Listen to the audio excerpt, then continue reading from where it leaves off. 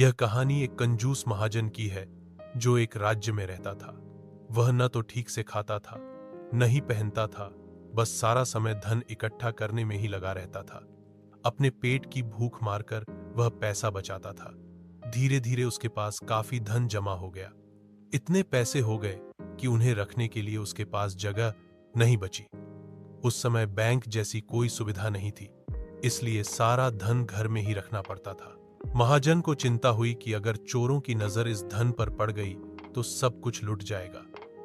काफी सोचने के बाद उसने सारा धन बेचकर एक बेशकीमती हीरा खरीद लिया।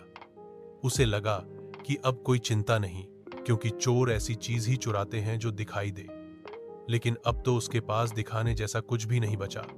अब वह सोच में पड़ गया कि इस कीमती हीरे को कहां छिपा कर रखा जाए। काफी सोच विचार के बाद उसने हीरे को घर के कोने में मिट्टी खोद कर दबा दिया और रोज उसे निकाल कर देखता, फिर वापस गाड़ देता।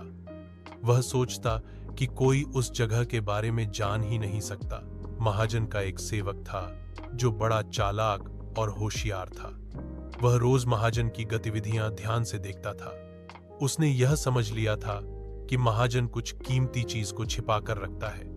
एक दिन जब महाजन व्यापार के सिलसिले में बाहर गया, सेवक ने मौके का फायदा उठाया, घर में घुसा और ढूंढते ढूंढते उस हीरे को निकाल लिया।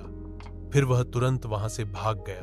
अगले दिन जब महाजन घर लौटा तो उसने देखा कि सारा सामान अस्त व्यस्त है, दरवाजे टूटे हुए हैं और मिट्टी भी खुदी हुई है। वह तुरंत समझ गया कि उसका कीमती हीरा चोरी हो गया है। वह छाती पीट पीट कर रोने लगा, मैं बर्बाद हो गया, मेरा सब कुछ चला गया। पड़ोसी उसकी हालत देखकर पूछने लगे कि क्या हुआ। महाजन ने सब कुछ बताया, कैसे उसने सारी संपत्ति बेचकर वह हीरा खरीदा था और कैसे किसी पापी ने उसे चुरा लिया। तभी एक पड़ोसी ने पास की जमीन से एक पत्थर उठाया और महाजन को देते हुए कहा, यह लो, इस पत्थर को उस हीरे की जगह रख दो। महाजन बोला, आप मेरे साथ मजाक कर रहे हैं? मैं जीवन भर मेहनत करके भूखा रहकर यह हीरा खरीदा था और आप कह रहे हैं कि उसकी जगह यह पत्थर रख दूं?